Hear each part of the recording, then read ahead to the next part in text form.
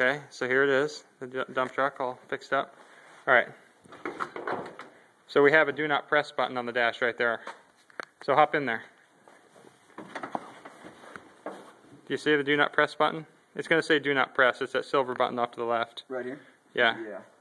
Press it. Go ahead and try it out, I guess. Oh, you bastard. You like it? Not bad, not bad. I wondered why you were taking the video. I've been taking little video clips I'm going to compile into something later, just people's reactions to it, and its new features. So, you want to come check out some of the features? Sure. Alright.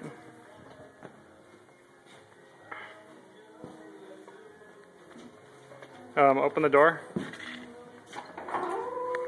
Turn on the light switch and the headlight switch there on the right. So we got headlights and lights that flash and stuff. If you want to come check it out. And then my very favorite feature of all is, oh, that's not, text isn't there yet. This button right here. This button here, we're going to say do not press right there. You got to be all the way inside though if you're going to try it.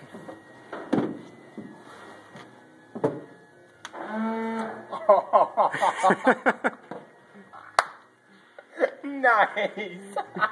That is awesome. So that's the do not press button. That's hilarious.